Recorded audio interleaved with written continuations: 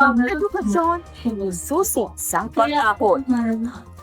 Kaya naman, ginanap ngayon ng isang press conference katuwang ang DepEd patungkol sa contingency plan sa calendar 2026.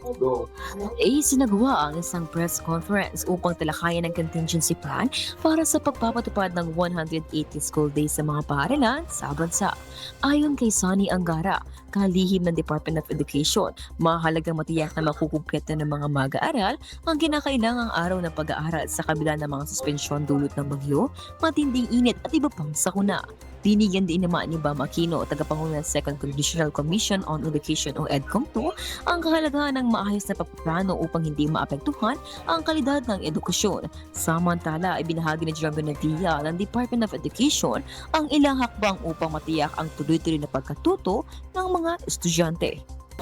Kasama po natin ngayon si Senator Bam Aquino, Sir Jerome Benavia at Secretary Sonny Angara. Ano po ba yung opinion nyo patungkol sa ang teacher daw po ang isa sa dahilan kung bakit mababa ang reading literacy ng mga students po? Nakakalungkot na marinig na merong ulat na ang isa sa mga rason kung bakit mahina ang kakayahan ng isang mag-aaral ay sa pagbasa ay ang guro. Ngunit merong mga programa o mga workshop at seminar kami na dinadaluhan kada taon yun. At itong mga seminar o workshop na ito ay totoong nakatutulong sa aming mga guro upang mas matulungan namin ang mga bata pagdating sa larangan ng pagbasa.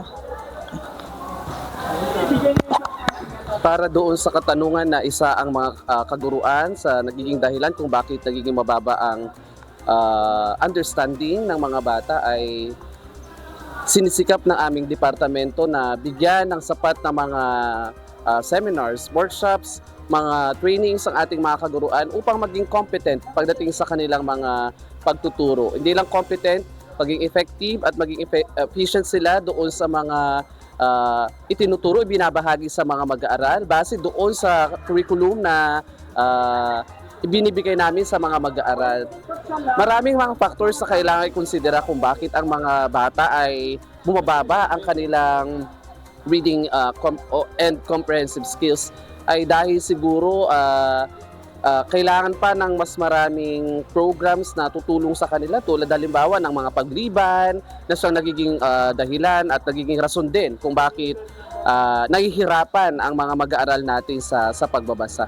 Kaya sisikapin ng departamento na tugunan ang problemang ito sa pamamagitan ng pagpapalakas pa sa hanay ng ating mga kaguruan. Pagpapatupad ng mga programs tulad ng ARA programs na siyang tututok at magbibigay ng solusyon doon sa programa ng pagbabasa. Lalo na doon sa literacy and also doon sa numeracy.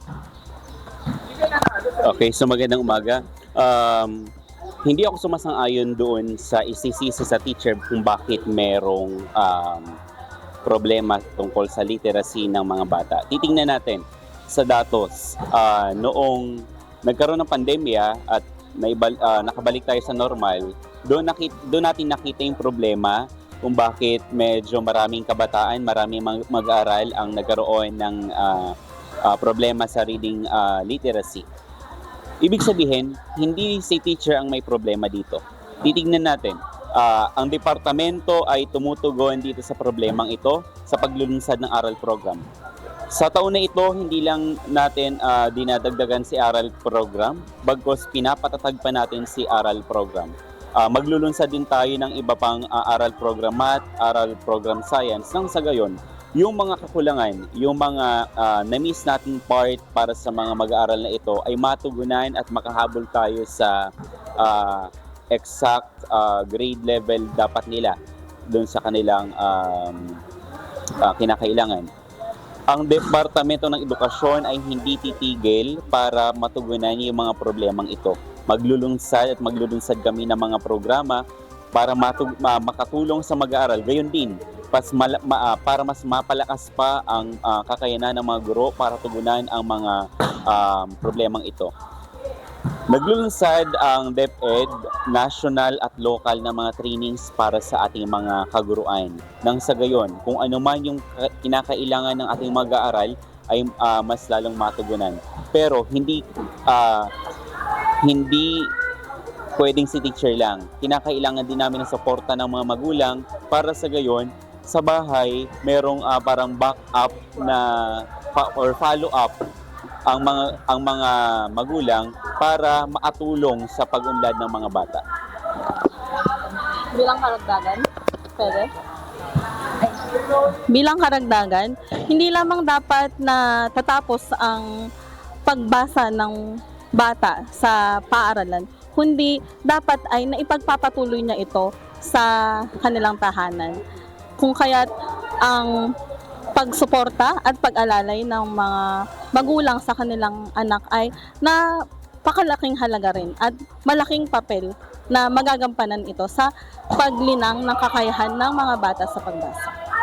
Mula sa himpilang maghahatid ng impormasyong pangmalakasan, ako si Katrina Halili para sa Balitang para sa Masa na nagsasabing, laging ligtas ang laging may alam.